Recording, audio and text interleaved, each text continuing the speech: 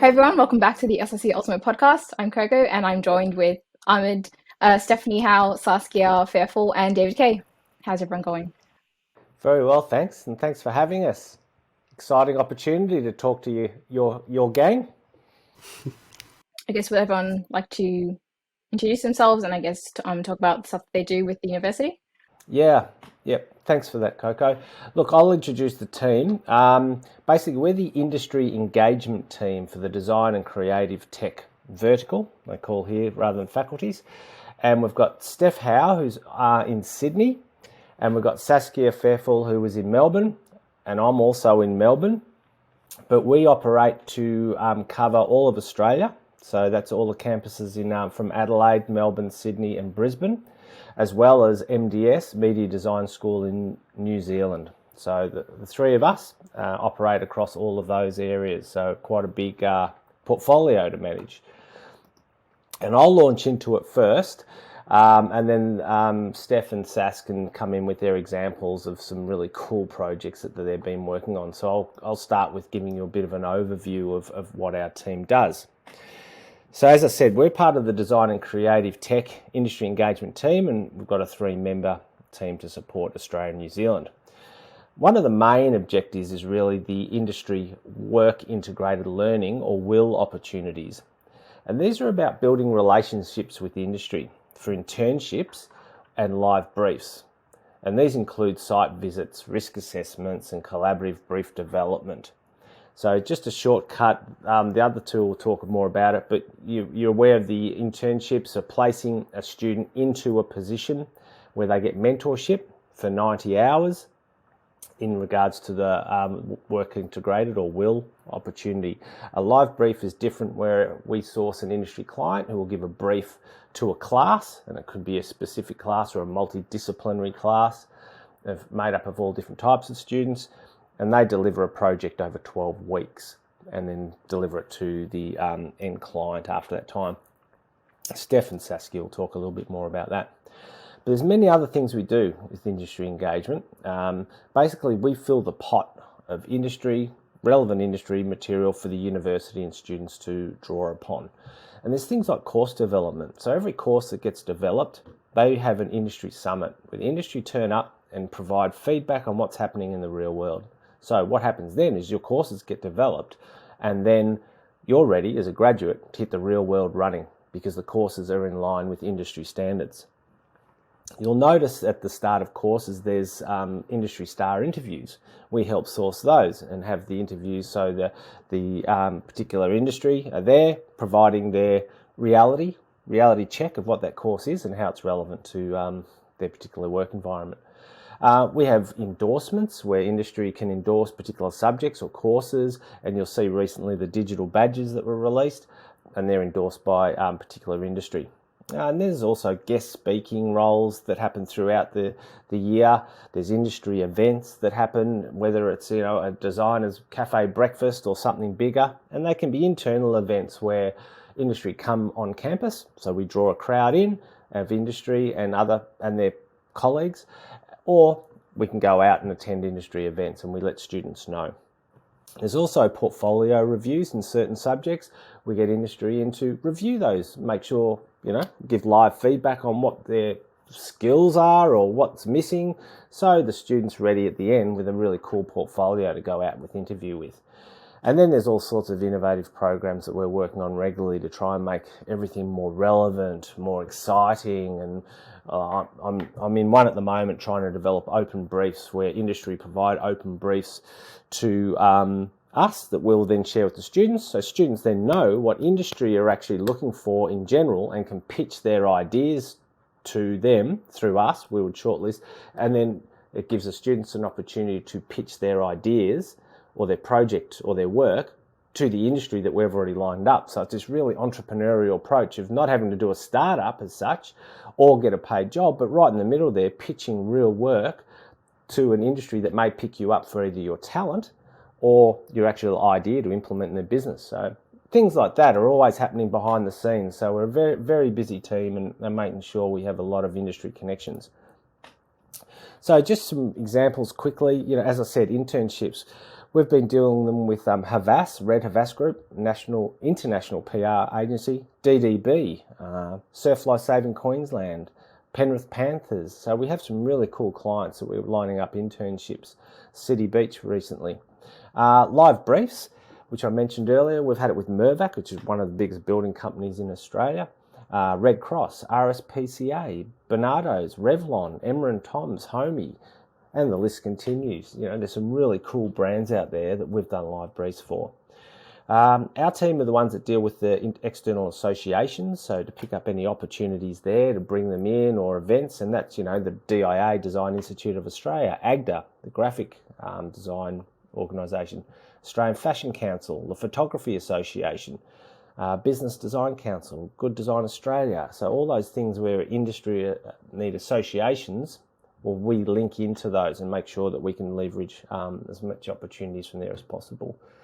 And as I said before, that we have a lot of events. There's a Torrens-wide career expo that we're involved with for the design and creative tech.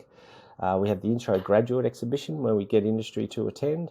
And then there's also workshops and open days and speaker series and all types of events that we get involved in. And lastly, on this little spiel, we have the creative studio in Ultimo campus that also takes interns to do real client work, which is really cool and really exciting. But I won't talk about that. That's another area. Now, before I lead on to Steph and Saskia, I'll just give you what my two examples are of an internship and a live brief, just to help you put it in perspective. Red Havas, they're a PR agency. Google them. They're a fantastic agency. They're operating in 50 countries and working with biggest brands. So, we're talking Coca-Cola and Toyota and really big brands. In Sydney, they were after a social content creator for digital channels. So designing and developing stories with visual communications and digital media. So we placed students there and they wanted more. So I've actually placed more than one student in that Sydney studio. And in Melbourne, they were after a creative content producer, producing real content for real clients. So these are three now, and we're heading into 4 internships with a really, really reputable client. One of the live briefs we worked on is with Mirvac. So they're one of Australia's largest property developers, and they develop residential, office and retail. And what the students, we drew from a whole raft of different disciplines, so graphics and comms, interiors and digital media, to work on these live briefs. And one of the live briefs was reimagine the future of your urban life.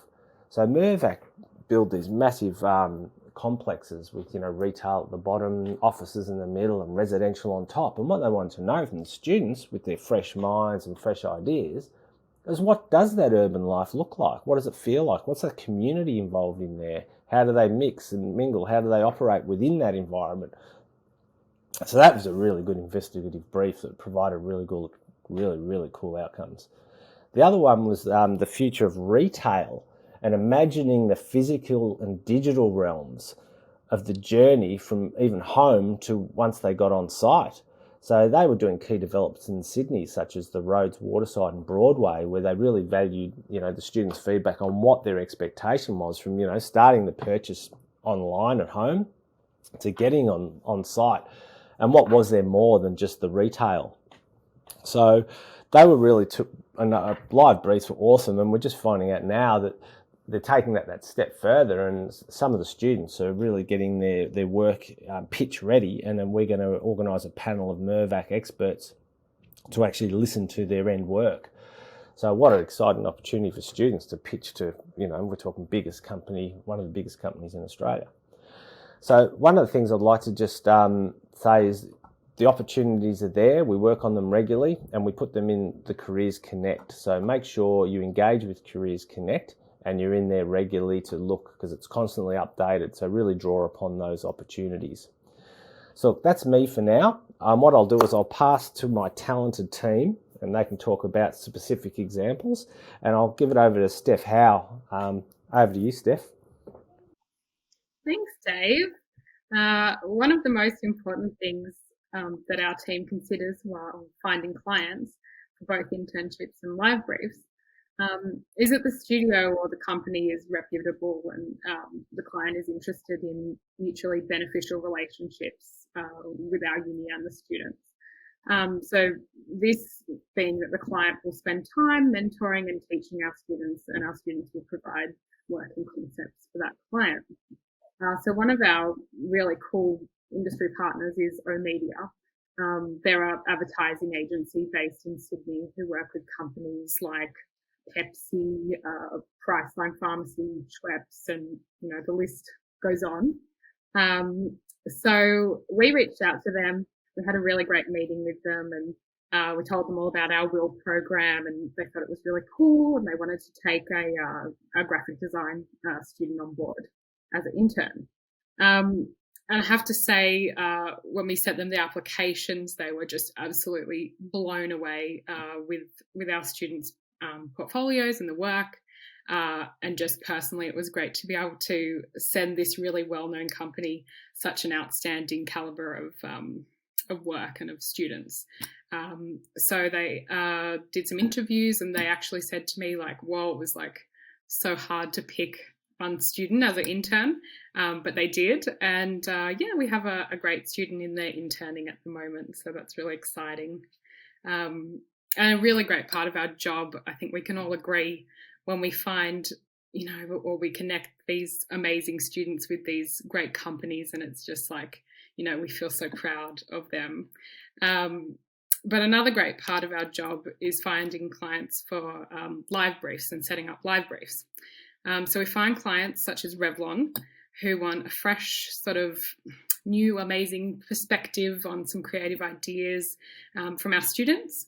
And then on the other side of that, they provide some mentoring for our students and a glimpse into the industry, but while still working in the classroom. So it's just kind of nice to have that classroom environment, but you also get the industry helping and mentoring. So our team reached out to Revlon, who, I guess you guys all know Revlon, but they're a very well-known cosmetic brand, and they create products such as hair care and makeup and lots more. So we reached out to them to see if they had any projects sort of in the works or coming up that they would want to collaborate with us on within our packaging and branding class for our Bachelor of Communications. So, Revlon, they came back to us and they were really excited, and they sort of, it wasn't something they had thought about before working with the university, which was really cool. And they had this Mother's Day promotional packaging that they had in the works, and they thought, oh yeah, we'll give it to Billy Blue, and the students can provide them with some ideas or some concepts or something like that. So during our live briefs, there's 3 touch points where the clients connect with the students, a briefing around, say, like week 2, a check-in in the midpoint, and then week 12 where they do the final concepts or deliver the final package. So week 12 comes, and the team at Revlon are just, they're absolutely blown away to see these concepts and the standard of work that came out of the class. They absolutely couldn't believe it. They thought it was amazing. So I actually have one of our amazing students, Anna. She designed the packaging. And here's one I prepared earlier. So her work was used, and you can see her photo here. She's credited and everything, and our lovely logo on there as well. And this was actually, this packaging was on shelves and sold and everything, and it was just amazing. And it was just so great for her to, get paid and get credited and have this work out there. And I was actually told by her lecturer that that work helped her get her first job within the industry, which was pretty cool. And the other side of that was Revlon really loved working with us, so much so that we've just done another live brief with them, which is pretty cool. So we've had so many great live brief outcomes like this, and it's so good for our industry partners to be able to collaborate with our students. And Saskia, you can tell us a little bit more about this, please. Thanks, Steph. So the live brief opportunities that we get in probably are really exciting for us as well, because we get to be involved in the early stages of developing that live brief. So when we start a conversation with a client, we essentially begin with perhaps whether they have a need or challenge within the business that we can start scoping a project. Or it could be given a really abstract idea, or asking the students to flex their creative expressions in various different ways aligned to a brief. So a couple of examples for both of those scenarios include, at the end of last year, Homey Apparel, which is a Melbourne-based social enterprise company creating streetwear apparel, but it's in support of youth experiencing homelessness. So while it's really, really great clothing, the profits go towards a really great cause. They came to us because during COVID, the whole team experienced a lot of challenges around accessing their normal resources in developing collateral and promotional material for their campaigns. So they reached out and they said, would you help us in designing our Christmas campaign? And of course, our graphic design students in Melbourne were really thrilled about that kind of opportunity, something that was real and something that also went to support a great organisation. So for 3 months, students developed their own ideas as to what they would like to see Homey or in line with their brand across their social channels and marketing material, and pitch concepts that they could use in various different ways. Again, Homey were really, really excited about what the students put forward. And in those moments, because we get to sit in on those presentations as well, just seeing their face and their reactions to the work, it just takes the whole project to another place. And you don't see these students as students. You see them as real freelancers, as designers. You know, for us, they've already graduated because their work is exceptional. And to show that to a client really means a lot. So from there, Homey chose two students because they couldn't just choose one. And some work was promoted on their Instagram account, and then other work was printed and put in the windows at their Homey store in Fitzroy. So that's an amazing outcome for those students, and they were very, very proud to be able to share their work in that way. And then additionally, the second scenario around more abstract expression through design and looking at more strategic design outcomes. So there's an initiative that was kickstarted about a year ago, created by Liam Key and Trent Naylor, who are the academic coordinators for digital media design and game design and development. They teamed together to set up X Labs, which is an experimental play lab for students, which sits outside of the curriculum but allows students to delve into works that perhaps allow them to niche, build their skills in niche areas with specialist clients. So the first X Labs project launched with Future Deluxe, which is a globally recognized 3D and motion design studio. They're based out of London, LA, and more recently in Sydney. So Remy and Adrian out of the Sydney team reached out and were keen to collaborate in some way.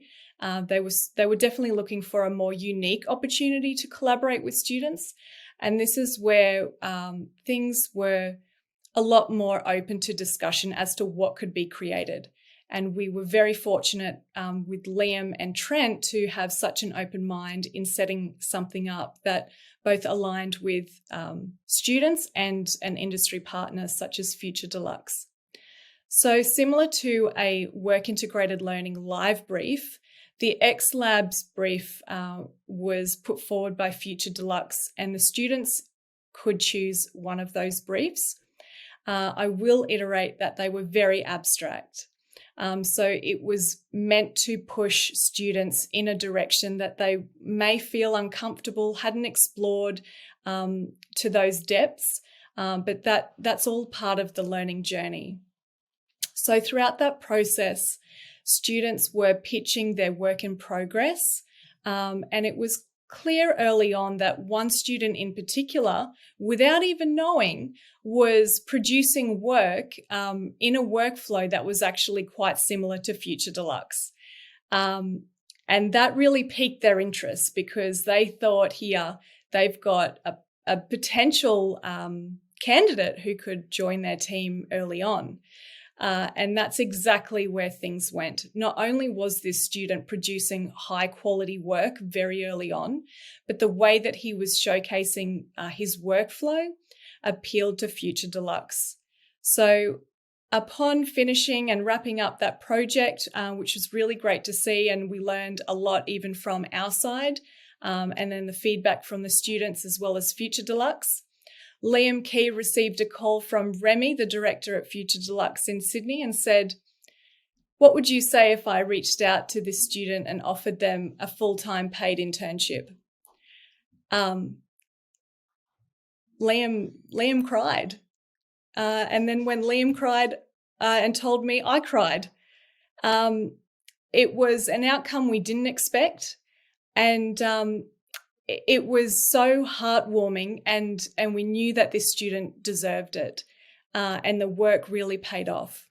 So they rang the student and offered them the internship, and they're still there now, and they will be looking forward to a future with Future Deluxe for a while yet. And we recently caught up with them. They're getting to work with 3D designers in Europe, that they admire.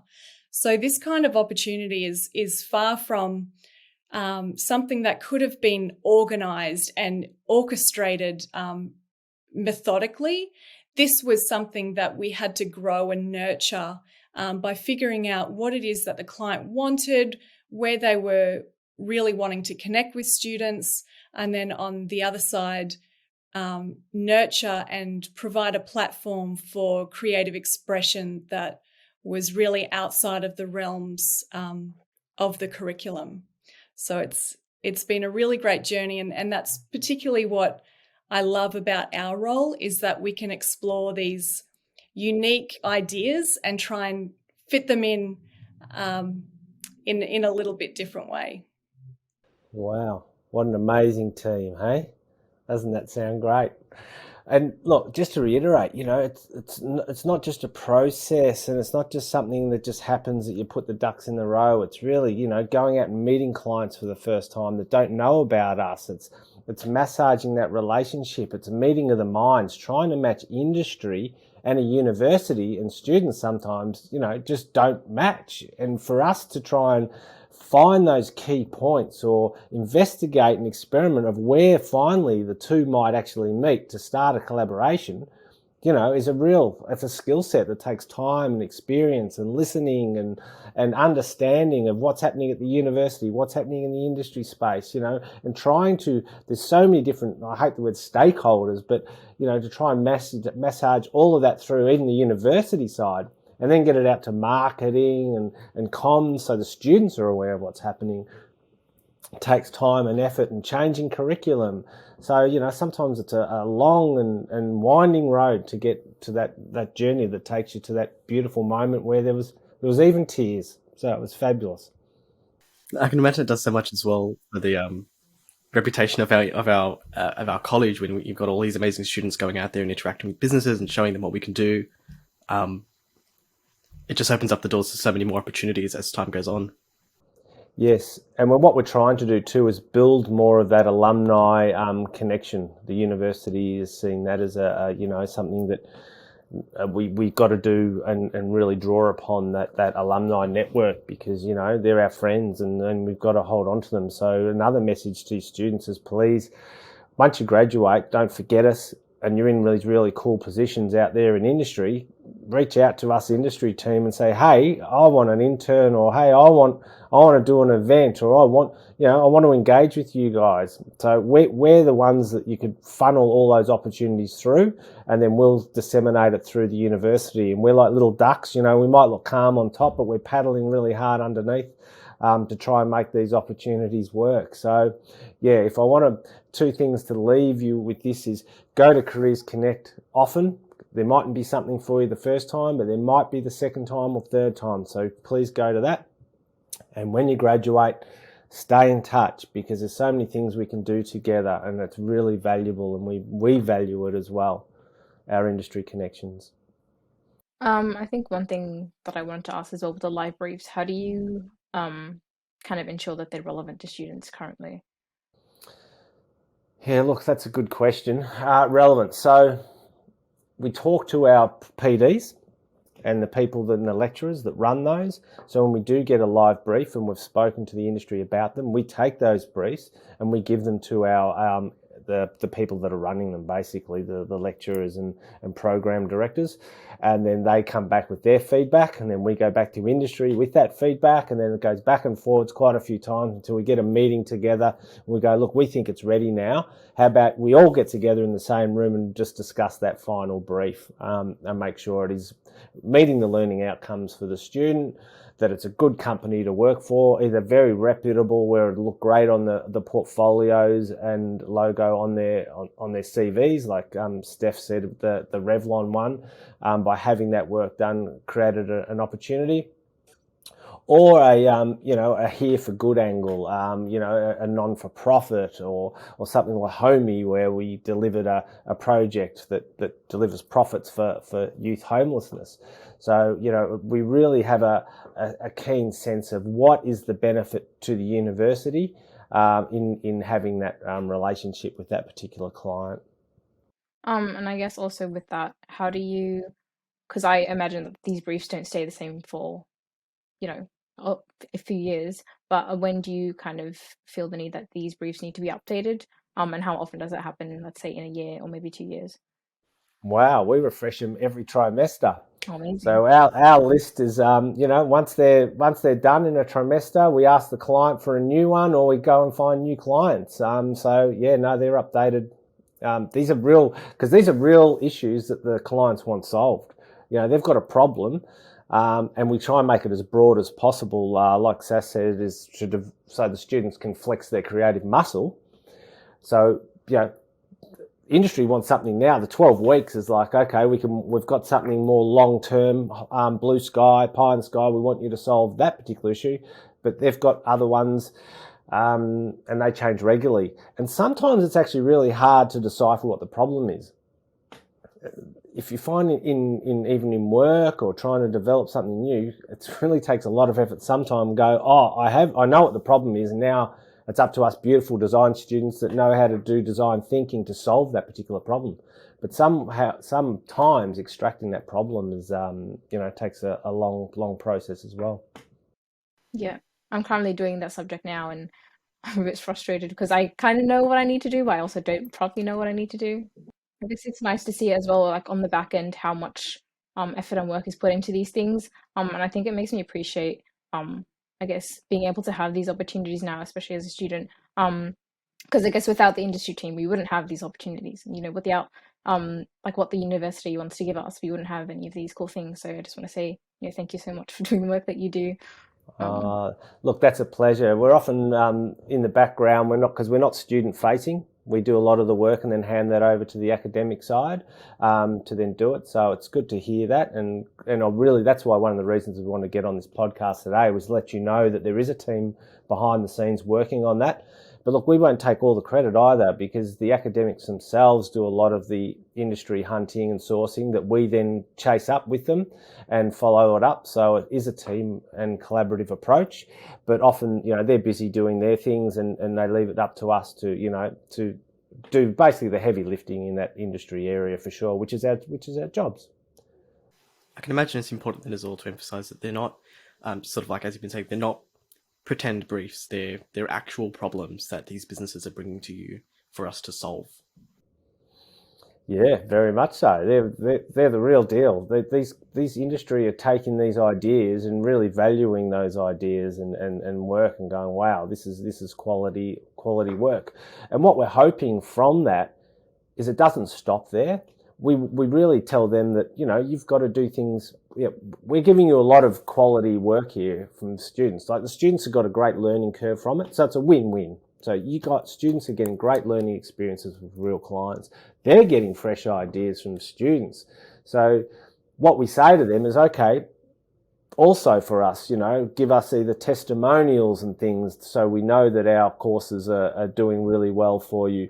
Give us intern opportunities. If you like one of the students' ideas, hire them as a graduate, like Future Deluxe did with Matt. It doesn't stop there. We want it to build on other opportunities and start that ball flowing on so many more things. So that's very important to us, that ongoing aspect of these live briefs and what they might turn into.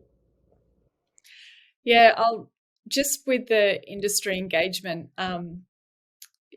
you probably don't know, but Steph and I are both alumni. Oh, Wow. Yeah, so we've come full circle. I studied marketing and interior design, and Steph also studied interior design. And here we are in the industry engagement team. I think that shows a lot of, how we feel about the university and our experience studying here. And then also the skills we've developed since, and being in a position like this requires a lot of networking abilities, and the confidence to reach out and make contact with these reputable companies from all over the world, and also local boutique studios and agencies that we know we really admired in our studies, and still have that same reputation that lives in the students studying now. That gives us a lot of pride and a purpose to what we do every day. And knowing if we can bring it back to you guys throughout whichever degree in design, we just really hope that it sticks with you and you can find in those opportunities something that's relevant and sparks joy. Because as soon as you're in the real world, you'll be challenged in so many different ways, but whatever you keep from your studies, I think that's what keeps you very grounded. All right. Well, thanks, guys. Really appreciated your help today, team. Couldn't have done it without you. thanks for coming on the podcast. Thank you so much, guys. Thanks, Samad. Thank you. So, David, besides the work that you've been doing with the industry team, you've also got your own project that you've been working on for a long time now. Do you want to give us a bit of a rundown of what that is? Yeah, look, I will. I'll do that. My side hustle that's got legs of its own and out of control, but not always. So it's something that, after a while, you get a bit older, you want to put a bit of a passion project in and use some of your design skills, because that's one thing I probably aren't doing as much in my current role in industry engagement, is actually being hands-on and being designer, so and that's what I miss. That's my passion. So you've got to have these side things to release that passion. And even lately, this is separate to what I'm currently doing. I've created 2 new projects, because what I've got is a lot of ideas in my head that I need to get out and get on paper, or get out there. But taking it from your head down to paper, in a 3D model. I'm an industrial designer in the past. It costs money and time, and then taking that to make it a business reality is a whole nother journey. So I'll tell you a little bit about one of the ones that my main gig. But just let you know, I've just started 2 this week of passion projects. So of getting my designer. So I'm on the phone in the middle of the night to overseas talking about these and getting my ideas down, and getting told that they're not too bad. So that's good. Get a bit of that credibility. You need that sometimes, that the stuff going on in your own head isn't all mad, that it's got some value somewhere. So that's really nice to hear. Just to remind you that you're not crazy. Yeah, exactly. Well, I don't know if I am. Maybe design, you've got to have a little bit of that in you anyway. That's true. But being an industrial designer, one of the things I think I was taught was Oh no, it's in me anyway. Not only is it three-dimensional, but how humans relate to their built environment and natural environment, and don't take for granted that that's how things should be. So I look at everyday life, and there's always something that doesn't work as easy as it should. I don't know, let's just say picking up a phone or a pen or something. I look at it and I go, well, that didn't feel as easy as it should. And then instantly I can actually solve that problem through the design process, industrial design. I can go through the steps and go, oh, I've worked out a way to do it. Now, investor, give me $1 million so I can actually make it happen. That's the hard part. The inspiration and the idea is just the first part, and then there's a whole journey afterwards if you want to go down that route. You've got an idea, and this is sort of what I'm trying to cover here is innovation and entrepreneurship. And there's different ways to turn an idea into a viable business. You can start up your own entrepreneurial startup, and that usually goes from a sole trader to a business to a company, and an IPO even. You can do spin-off from a large organisation such as a uni and turn it into a company. You can license your intellectual property to another company to then make it and sell it, and you can just get royalties or an equity. You can do partnerships or joint ventures. You can do franchises. So the main message there is I want to tell you there's not just one way. I don't just have to do it. As an entrepreneur startup, there's a million different ways that you can start a new business. But there's two key questions that I sort of started with. What's the problem and the solution? So it is a real problem that needs a solution, or do the current ways work okay? Am I going down a track of solving a problem that, it's not that big a deal. Customers don't care about it. So do I really need to solve it? And does your solution fix the problem effectively?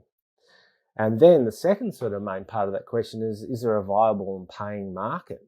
So if there's no one willing to pay for the solution, the business won't be viable. It's just called, it's a dream. It's a hobby. And there are different revenue models and not just paying customers, but I think that's the real test. You can get sponsorship and ad money and all sorts of different ways, but you still need someone to pay for your time and your labor and your efforts and your goods at some stage. So you've got to do your market research before you set off. Now, depending on the path chosen, there's so many different methodologies and tools that you can use. I'm not going to go into them all. I'll just be really sort of quick, from your elevator pitch to sell the idea and solution to whoever that might be to grab the attention of investors or a customer. Then there's your business model. How are you actually going to deliver this business? From lean startups and agile project management and developing information memorandums or IMs to pitch to industry and investors. There's all your IP protection. There's a thing called term sheets that you can do to start collaborating and talking to other organisations without swapping contracts. Similar to a memorandum of understanding, an MOU sets out the parameters how you might work together, but without being too legal. So it's sort of a good start. And then there's, developing proof of concepts and minimal viable products and things. So there's so many variables, which you're doing design and creative tech, you'll cover some of it, but a whole business degree and an MBA and things will also cover, all those things, but you can't be an expert at everything. So really pick your targets. But if you're going to go down the journey, you're going to save a lot of money if you know how to do most of them yourself, or at least touch on them and know who to get in when you need them. And that way, you're not just, wasting time and money. So what I think the important lessons for me was team credentials are often looked at more importantly than the product and solution. So there's team A and team B with product A and product B. And often the team that's better, even with an inferior product, will get money and investors and customers more than the team that's not so great, but with a better product. There's so many lessons in history about that in trying to get new things off the ground. Listen to your market and collaborators and investors. Don't just keep pitching, this is what I've got, this is what I've got, this is what I've got. Listen and go, righto, what I've got isn't matching what they need. So what is it that I really need to supply here? So you need that alignment of goals and objectives to work together. I've made a few of these that speak to the decision maker. You often get a lot of wasted time on not speaking to the right person and who haven't got the credibility or the power to make the decisions that you need them to do to take you on as a partner or whatever. And the idea is the easy part, execution and take the idea to market takes, a lot of resilience and energy and partners and funding. And if you get a commercial partner to help you, they do a lot of the heavy lifting. They take the product to market and put a lot of resources behind that. So, you got to respect that and show gratitude and not be greedy in what you want, and be a real team player and make sure everyone is benefiting along that journey, and then you'll have more support. And a big one is it's better to get a small chunk of a larger pie than a full pie of nothing. So a lot of inventors go down and they just don't get ahead because they're too greedy. My invention's worth X amount of millions of dollars, and they're not willing to be flexible or realize that, hey, just grab a small part of it, but watch that pie grow and you'll be much better off in the long run. So, because you can't do everything alone. So I'll stop there for a second. And that's the part that I wanted to just give you all an idea of just some general things about entrepreneurship. And then I can talk to you about my side hustle, the Roman Shower, which website's romanshower.com.au. Don't shoot me. This is done as a startup, bootstrapping, videoing and things. So, it's going well now, but some of the content needs to be updated and things. So it's still all a work in progress. So if you have a look, I think you'll like the idea. I think you'll like the product. But obviously in any business, there's a long way to go to turn that into a huge success. Firstly, it was actually called something else. It was called S2B Smart Shower, which was shower to bath smart shower. That was my first branding exercise. But actually, after Shark Tank, which I'll get into a bit later, I got contacted by a marketing expert and said, "Look, that's too technical. You need something that tells the story better."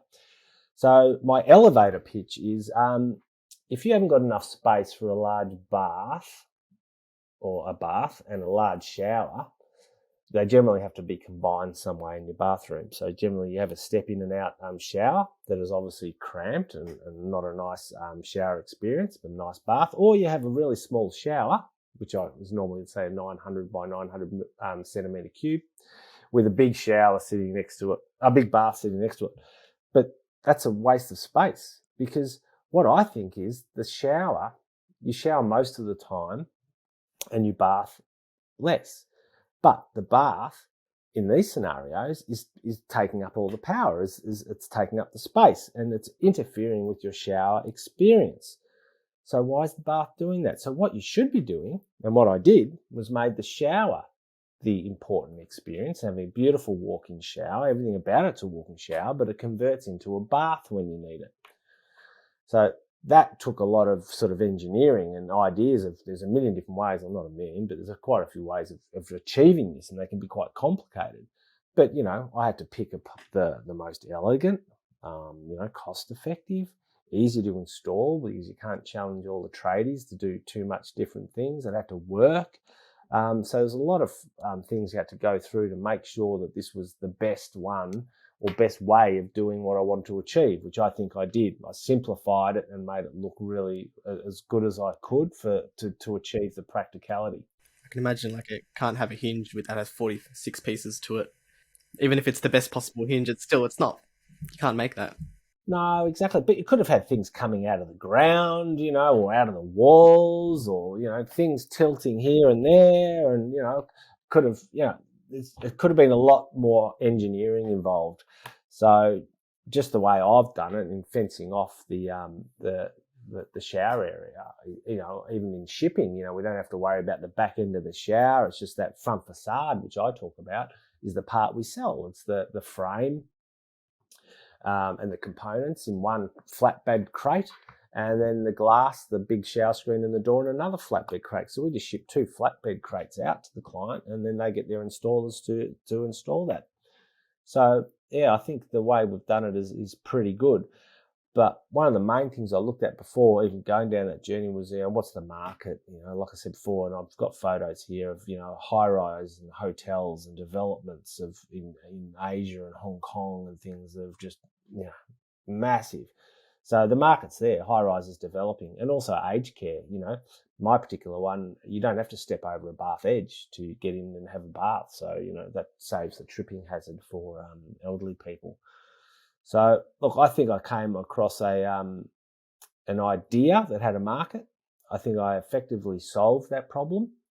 It took a lot of engineering to do that, nearly 2 years, working with some industrial designers and engineers to get where I wanted before I could even get to the stage of going down the commercialization aspect, which I'll touch on in a second. So the next part of my journey is basically the research and development and establishment. And the first thing I'm just going to say is who am I? Like, what am I going to do? What's my part? So as I said before, I did an industrial design degree at Monash Uni, a Bachelor of Technology with honours. I remember doing my honours, actually. I did a 3-wheel pram before 3-wheel prams were even around, for jogging and stuff. And I had no idea what to do with that. It folded up like a wheelchair on the side. The front wheels came in. You could jog with it. Got good marks in my honours. And they said, great, but what's next? This was back in the 90s, and there was no entrepreneur degree or innovation degree. I had no idea. So I had this idea, and I had basically that whole degree was 4 years of inventing. Industrial design, you just come up with new products. That's your job. You got to get a client idea. I've got a problem, and you create a new product to solve it. And industrial design go down 2 ways. They're the ones that design all the cars or design the products. And I still think the 2 biggest industrial design companies are the most richest in the world, and that would be Apple. They're an industrial design company. It is for phones and things like that. They have to develop a new way of delivering, a smartphone. The other one's like IKEA. Now, all that flat pack and furniture is, basically industrial design. So when I was doing industrial design and people are asking, well, what's that? Well, the proof was, there's some massive companies that essentially I think are industrial designers. Others will call it different things, tech companies or, delivering of communication solutions maybe for Apple. But I still think you got to pick up a product and put it in your hand, and it's got to be user-friendly and swipe and things like that. Anyway, after I did that, I thought, God, I've got these ideas, these inventions. What do I do? And I was sort of in study mode. So I ended up studying law. I should have just asked the lawyer what to do. But, another 4 years later of working and part-time and things, I was concentrating on intellectual property and commercial law. So what that does is, teaches you how to protect the company, how to structure the company, how to set the companies up, how to negotiate all the contracts. And then also the IP part is, your patents and trademarks and copyright, protecting actual ideas, and how to do all those contract negotiations with confidential information. So between those two, it was really cool. If I've got an idea, I can actually build it. And then with the law part, I can actually protect it and protect the company. The last bit is how do you make money from it? And that was the business side. So after 10 years of study, part-time, full-time, I said, I'm not going to do another business degree. I'll go and work at a university and who license IP out to industry. So I worked at a lot of universities, and I've been doing that for nearly 8 to 10 years now, and commercializing research. And what that is there's not students, but there's all the professors at these universities are developing new inventions in their labs, basically. And that can be medicine, it can be engineering, it can be sport, software, it could be whatever it is. But they teach part-time and they research the other time. My job was to get in there, find out what they're doing, and if it's worthwhile, find an industry partner and team with them to take that invention into the real world and turn it into a business. So that's where I got all my business training, as well as doing courses at the university, the short courses about business and everything else, agile and whatever else that comes in that area, innovation. But so putting that together, it was turning that idea into value. So I could take the idea, turn it into reality, protect the business and ideas, then take it to market and turn it into value, which is the whole journey, I think.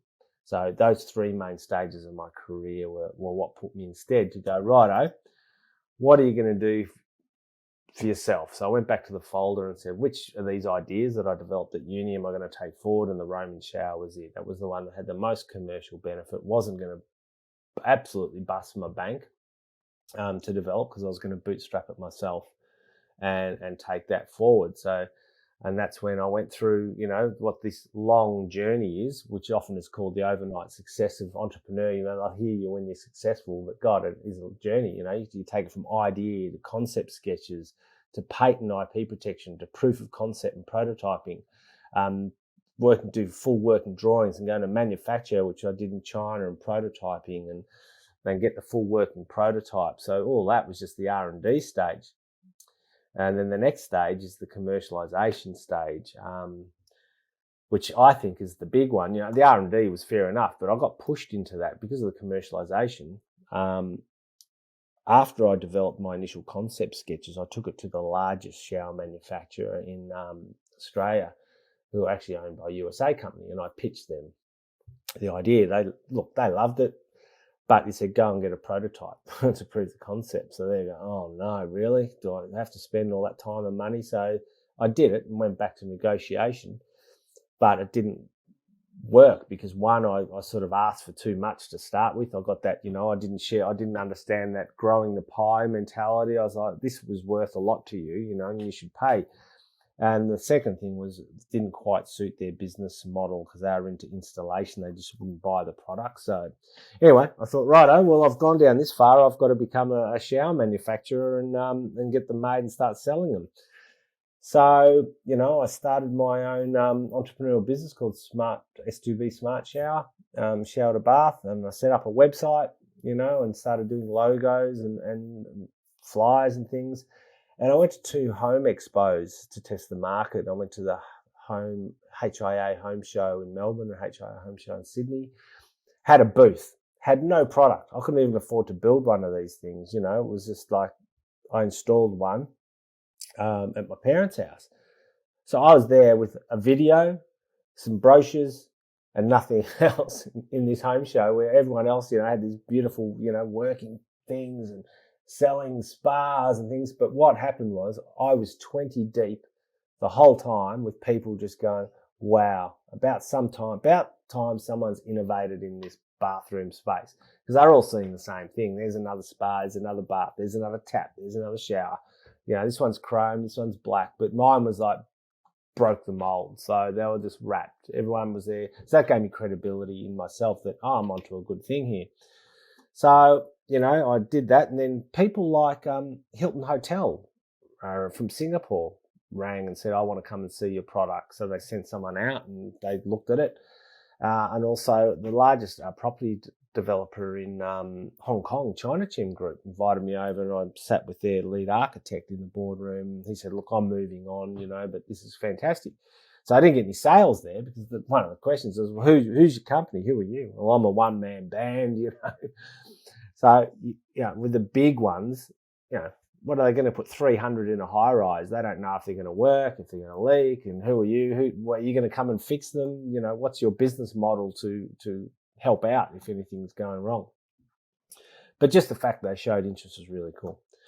So I thought, what do I need to do to get this leverage up? So here's one of the stories is I went on Shark Tank, the first season of the Australian episode. So if you Google that, you'll probably see me floundering and getting eaten by the sharks. But look, it was an experience. They put out a promo and said, look, anyone with a great idea, come and meet us. So I just sent in my form or whatever it was. They said, yeah, come and meet the producers. So the producers give you a training run in a room. They just say, all right, come in and pitch to us. And 2 of them sit there and we had a ball. We were really like going at each other and going quite heavy. And they but laughing and, carrying on. And they said, obviously, you'd be good for this show. And I think what they do is then they prep the sharks before you meet them of what you are, who you are, how you handle it. And they probably see videos of you and all that. So when I got there, you walk straight in, it's dark and everything. You don't meet anyone and you just, there's a bit of powder on your nose and off you go in. And next minute there and lights turn on and they're sitting there and so it's totally unprepared. Well, I was anyway. Once again, I had no product because that was going to cost me $20,000 just to get a product on a trailer and take it in. And I had patent expenses that I preferred to pay for to cover me for overseas and things like that. So there's money better spent elsewhere, I thought, at the time. But, that was the first question. Well, where's your product? Well, I've got a video here.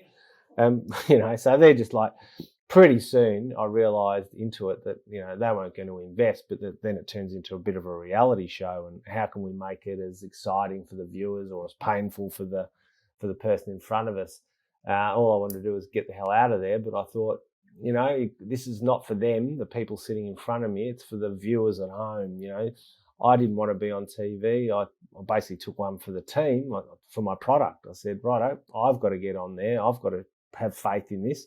And this is a free marketing opportunity to get on national TV. So I'm going to do it anyway, even if I don't get the deal. If I got a deal, would have been great if it was appropriate. One of the sharks, they said he would have invested if, when he asked me the cost of manufacture and things like that, I'm pretty expensive because it's still pretty customized. It's not mass produced. So the viability of the costs associated didn't weigh up to him, because they were looking for an easy win. I'll be honest. The sharks, what they want is, have I already got a business in this area? Have I got contacts in the area? How much effort do I have to put in to make this a winner? And they don't want to put in much effort. They want an easy win. I will give you X amount. I know exactly where it's going now, and I've got a market for it. If it doesn't quite fit what they need right now, then it's like, no, I can't, they'll invest in too many. So it's got to be an easy victory for them. So that was a real experience. I went away going, oh, well, didn't get the deal. But as I said, a marketing guy contacted me. I changed the name, and then we went on. So after rebranded, I sold some, I made sales in the first year. Sight unseen. These aren't to my mum and dad. These are to, customers that hadn't even seen the product from a website. And I was shipping one at a time off to these customers. But then the Chinese manufacturer said, hang on, we're not making you one anymore, minimum order of 100. Well, I don't have that sort of money, and I don't have 100 units pre-sold. So what do? So then the business sort of went on hold. I kept the website up, and there's people interested all the way along, but I couldn't get up to enough of a lead at one time to get it enough. So I had two choices that I saw. I had to find a local manufacturer that would do less units. But Aussie manufacturers, they were risk adverse, and also the same thing, they wanted, to prove that they could make a lot. And I thought, well, you're not helping a local innovator or entrepreneur. You're just, looking after your business. So fair enough, but you can miss out on growing that pie together. Or I could, get an investor to help me pay for those units and invest in the business. The thing that I wanted, though, is not the investors just for the money to buy those units and more, set up marketing and all that sort of stuff. I wanted them to work in the business. So I was pretty fussy with where I got my money from, because I can't do everything, and I've only got passion for, design and the fun parts. I don't want to be an accountant or a finance person or develop business plans and things like that. So I really, got to be careful what you do. So then that takes me to sort of now. What happened is I couldn't find a local manufacturer, but I did find some local investors, angel investors. So there's venture capital investors are big companies that handle money from a lot of people, and they'd pick things. There's a lot of tech. There's a lot of venture capital in tech. So mine's not a tech product, so it really didn't stand out to venture capital. Angel investors are individuals who have a lot of coin, basically, and they look for something to spend their money on rather than property development or shares. They want to invest in a business. So I found two angel investors, incorporated a company, and gave them pretty good equity in that company, which means shareholding. So they own a part of that company, but I kept the majority for myself. So I'm still in control of the company, and that, even though we've got enough money now to place that order for 100 and more, and get shipment going. So I just wanted to make sure that they were going to work in the business as well. So one's got a warehouse, the other's in IT, and it works for a building company. So they're really good, and I like them too. You've got to enjoy who you work with, or that's not going to be fun either. So we ordered a 40-foot container full of them. Took nearly a year because Chinese went into COVID, and the Chinese manufacturers, because there's a few different components, took them for a while to find everyone to do the right things. Because it had been a long time since I ordered one to this big order. So it took nearly a year, but they arrived, and this 40-foot container arrived absolutely chock-a-block full of them. And I was like, wow, okay, this is for real. We put them in the warehouse. And now we've got customers contacting us from basically all over the world. So I've got, I've made some sales in California. We've got inquiries from Florida. I've got inquiries from Israel. We sold them into Germany, Portugal. So and also locally in Sydney and things. So I've got, oh my God, this has gone global straight away. What do we do? Well, we started shipping them. The shipping is expensive, and we just got a call up. Not everything's smooth. Don't get me wrong. I got a call the other day going, your glass that went to Germany broke. Can you send another one? Oh, okay. I don't know what happened there. Try and work out how the packaging went. Who's packed it? Are they, was it marked fragile? Did they throw it over their shoulder? Does insurance cover this? So not everything's smooth. And the other thing now is we're getting individuals buying them. So it's mums and dads doing a reno at home going, I need a new, shower and bath. This is great. But what really will launch the product is those business-to-business customers. I want a developer, or I want, someone's going to order 100 and install them, which will take time, and they need the trust to develop that. So we're talking to some marketers now about how to do that. And, just see where I'm going from here is just working with these guys now and making the sales. And just now it's a whole business thing. The design's done. But the good thing is I've actually got other designs in this. I've got another shower to bath that I actually like more than the current one, but we need money to actually design it and build it and things. So it's a bit more for the Asian market, and I think I love it. So, and I've got to do a new drain that's, because the bath drain is not your usual drain in a shower. So, there's a whole idea that I've got there that I need to develop as well. So there's a story of, say, I think it was Sony Walkman or something. They already had 10 different variations lined up when they released the first one. So as soon as a copier came, they'd release the second one, then the copier would catch up, and then they'd release a third. So people might try and copy. I have got IP protection on this, but you can't control the world. But all I've got is a lot more designs and things and better things coming through the system in my head that I need to get down on paper, which and made, which costs time and money. So that's sort of where we are at the matter. So there's just the things that I'm really thinking now is, I always wanted to be inventor and bring my own product to market. I thought that's my gold standard, and I've done it. Mum and dad didn't buy it, a real customer. But then I think, be careful what you wish for, because it comes with a lot of, there's expenditure and time and money and effort and all those things. You get the great benefits, but you also get, just be prepared to, pay for it in time and money. I can imagine though, it's so fulfilling when you were talking about when you open up that shipping container and you've got 100 of your inventions in there, and it's just seeing it come to life, But then at the same time, I thought, how am I going to carry these out of that container? I'm an older bloke now. In my youth, maybe, but that was the first thing. So luckily, I hired a couple of young, fit guys, and they emptied the container for me. But there's always something else. But that was beautiful. My first sale was, a really nice moment. It was validation that my idea is actually worth something, and it was really good. And that's where I got to the stages of working in this innovation space for universities and selling their research. And, right now I'm selling students work basically. But I've talked myself as an innovator, and I said, hang on, mate. Put your money where your mouth is. If I claim to be an innovator, then innovators take risks. So you do have to take risks to get to that stage. You can't just go along with the flow. It's not that easy, And I think with every risk, there's pain and problems and everything, but the rewards are actually outweigh it. I read this book many years ago, The Road Less Traveled, in my 20s. I don't know how I got it. It just landed in my lap. I think some things that are just meant to happen that way. And it was all about traveling down that different way of life and embracing problems, because, working through those will give you solutions and give you rewards.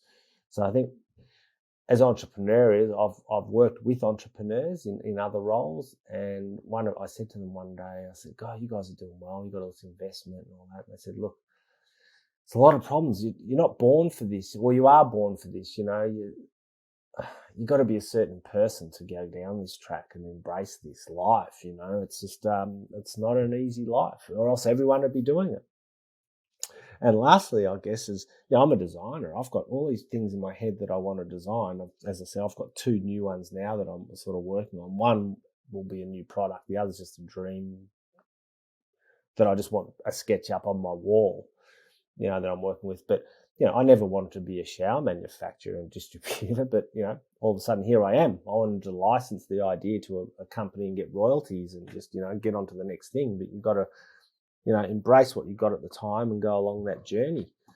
So that's the journey of my sort of Roman shower that, started in a folder at uni, and is now making some money. But I'm still embracing the uni job here, so which keeps me connected to design. It keeps me connected to industry, and they're the things that I really value and I enjoy. So it's good to have, I think, to wear a few different hats in your life, and it keeps life varied and exciting for me, and that's sort of why I'm doing it. So thank you for listening to my journey. I hope it was enthralling and entertaining, because I've earned all these grey hairs because of it. So yeah, hopefully it'll make it a bit easier for someone out there listening, going, oh, well, I won't do that, or I will do that, or hey, I work at Torrens, so you can give me a call in my job and actually have a chat if need be. You're talking about sort of how it's giving you all those grey hairs. I remember watching a video where a guy who runs a sort of a digital design agency out of Germany was talking about how,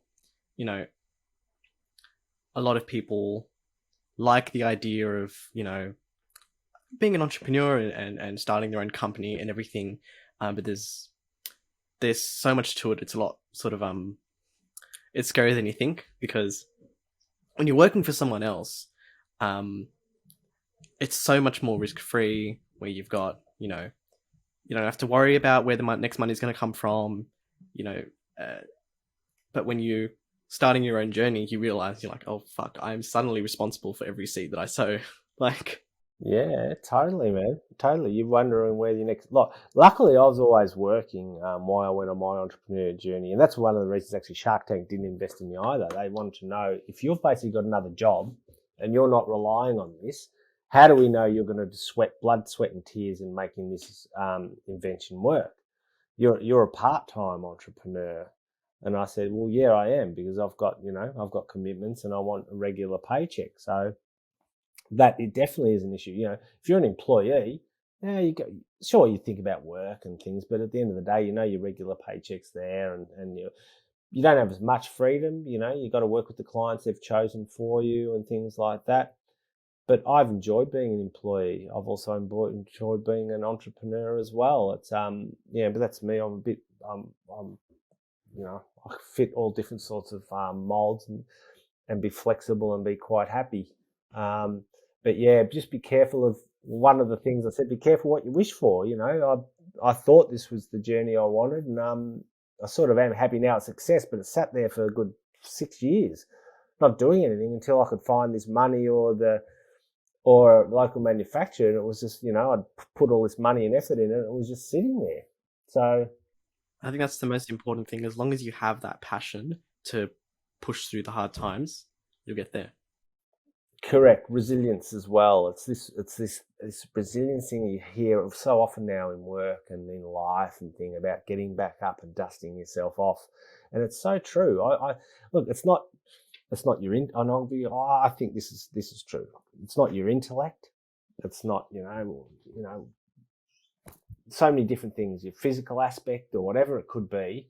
It's about how you get up each time after you get knocked down, and because you're going to get barrier after barrier to barrier. Do I jump that fence? Do I knock that fence down? Do I go around it? At least having the smarts to know that's probably a good thing to keep your injuries down. But you just got to keep getting up and keep trying. And I know the successful people I know are the ones that are just kept going and are dogged to get where they want to get. And sometimes at the expense of other things. You go, God, I'm sick of hearing you trying to sell whatever to me every time I meet you over coffee. Give it a break. I'm sick of, I don't want to hear about it. Or, sell their soul for money, because I've never been a money person.